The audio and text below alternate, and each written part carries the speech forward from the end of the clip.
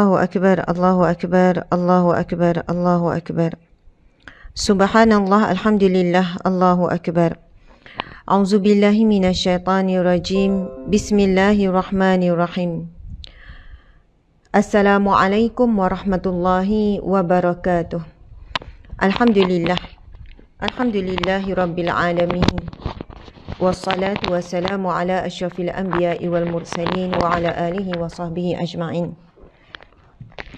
Alhamdulillah, muslimin muslimat yang saya hormati, yang saya kasihi. Siapapun anda, apapun latar belakang anda, apapun sejarah hidup anda, apapun kedudukan anda saat ini, masih lagi belum hijrah ataupun dalam proses hijrah, masih lagi struggle untuk tinggalkan maksiat. Saya pun sama, tuan-puan sekalian. Saya sama sahaja dengan sahabat. Jadi, Masya Allah, saya ingin menyatakan bahawasanya daripada hati yang dalam, saya sayang semua, saya hormati semua, saya kasihkan semua kerana Allah, kerana Rasulullah SAW. Kita memperjuangkan syurga bukan untuk diri kita, bukan untuk keluarga saja.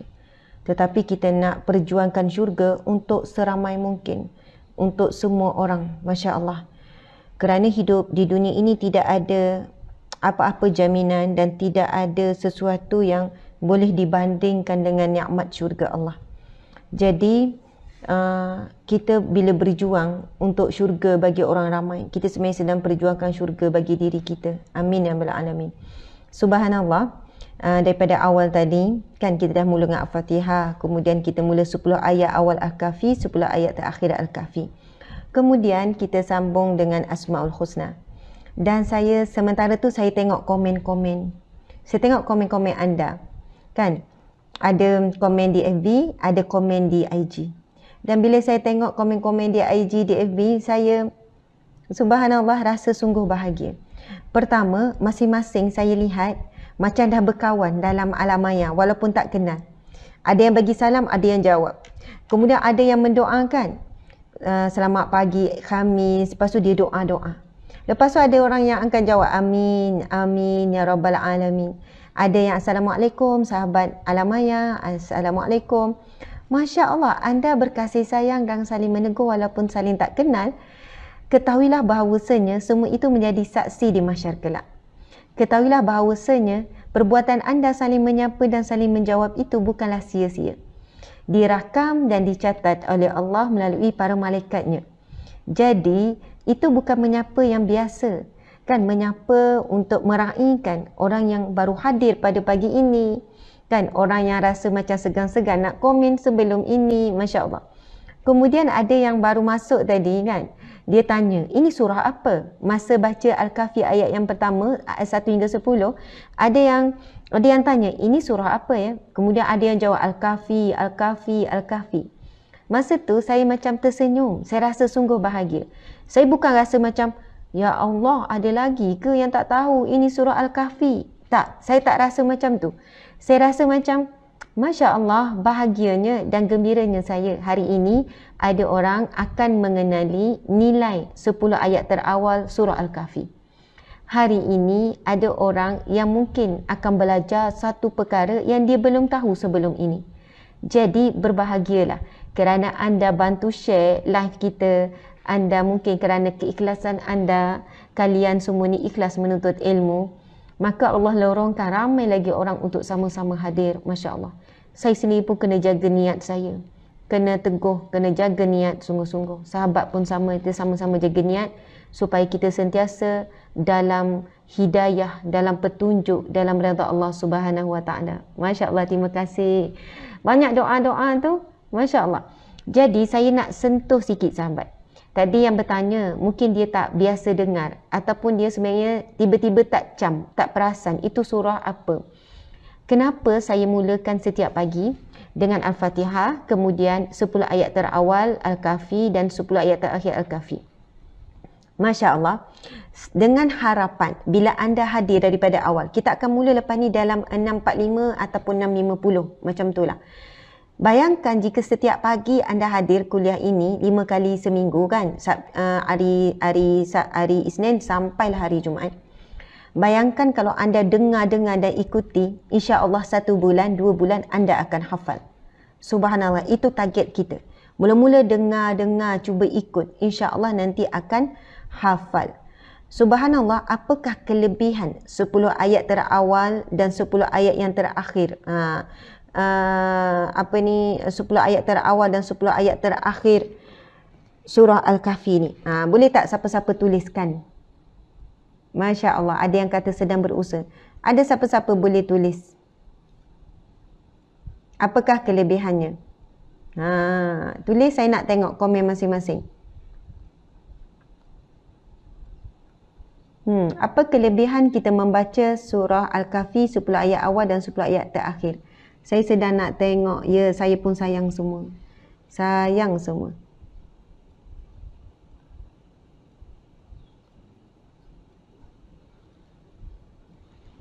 Tengok, insya-Allah. Amin. Lindungi daripada Dajjal.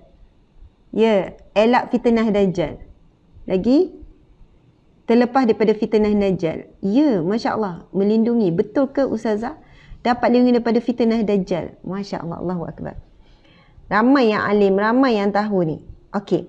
Sahabat-sahabat dimati Allah sekalian, saya nak membacakan satu hadis Nabi SAW. Hadis sahih, riwayat Muslim 1342. Ini merupakan hadis sahih, sahabat-sahabat sekalian. Maksudnya bila sebut hadis sahih, hadis yang kita tidak ragu ia datangnya daripada Nabi Muhammad SAW. Maka apa yang disampaikan oleh Rasulullah juga datangnya daripada Allah Subhanahu Wa Taala. Kerana ia merupakan wahyu. Hadis Nabi juga wahyu daripada Allah dengan perkataan Nabi Muhammad SAW. Kita kena faham satu perkara, Dajjal juga adalah makhluk yang Allah ciptakan. Dan cara untuk berlindung daripada fitnah Dajjal, Allah yang tahu. Allah yang tahu. Lalu Allah sampaikan kepada Nabi Muhammad SAW untuk disampaikan kepada kita. Soal bagaimana ayat ini, surah ini boleh membantu kita berhadapan dengan fitnah Dajjal, itu kita serahkan kepada Allah Subhanahu Wa Taala. Masya Allah. Ia berdasarkan hadis Nabi riwayat Muslim 1342. Bismillahirrahmanirrahim. Qala Nabi sallallahu alaihi wasallam, bersabda Nabi sallallahu alaihi wasallam, Man hafiza 10 ayatin min awwali suratil kahfi usima minad dajjal. Yang bermaksud, barang siapa yang menghafal 10 ayat daripada awal surah Al-Kahfi, ia akan terselamat daripada fitnah Dajjal. Subhanallah. Saya ulang lagi sekali, Nabi SAW bersabda, ia adalah hadis sahih yang tidak diragui datangnya daripada Nabi. Dan apa yang datang pada Nabi datang juga daripada Allah Subhanahu Wa Taala. Nabi bersabda yang bermaksud, sesiapa yang menghafal 10 ayat terawal daripada surah Al-Kahfi, ia akan terselamat daripada fitnah Dajjal. Apa maksud Dajjal, sahabat-sahabat sekalian? Dan di sana ada riwayat hadis yang lain menyatakan, siapa yang menghafal 10 ayat awal dan 10 ayat akhir selamat daripada fitnah Dajjal. Namun antara yang paling kuat adalah 10 ayat terawal. Jadi kenapa Ustazah baca juga 10 ayat terakhir dan cuba ajak orang hafal juga? Kerana di sana ada dalil yang menyatakan 10 ayat terakhir juga menjadi benteng terkuat daripada fitnah Dajjal. Ad-Dajjalun membawa maksud apa? Pendusta. Pendusta. Sebab itu di zaman Rasulullah sendiri dah ada kuncu-kuncu ataupun tentera Dajjal. Maksud Ad-Dajjal pendusta. Kerana itu ada seorang lelaki di zaman Rasulullah yang bernama Musailamah yang mengaku menjadi Nabi. Bahkan Musailamah diberi gelaran Al-Kazzab. Sebab itu Ad-Dajjal juga dari sudut bahasa Arab membawa maksud Al-Kazzab, iaitu penipu, pendusta. Orang yang manusia, makhluk yang memperdayakan manusia lain. Masya Allah. Pada zaman Rasulullah, ada seorang lelaki bernama Musailamah dan lalu diberi gelaran Al-Kazzab. Musailamatul Kazzab. Dia mengaku menjadi seorang Nabi. Pernah dia mengutuskan utusan dan menyampaikan surat kepada Nabi SAW supaya mengiktiraf dia juga salah seorang Nabi. Masya Allah. Kemudian Nabi mengantarkan utusan Nabi menghantarkan utusan daripada sahabat Nabi, seorang yang beriman, seorang yang soleh. Cuma saya lupa, mungkin Encik Suami boleh cari. Nabi hantarkan utusan untuk menyampaikan apa jawapan Rasulullah. Dan akhirnya Musailamah dan juga nak kata tentera ataupun puaknya, orang yang menyokongnya, menyeksa utusan ini sehingga mati.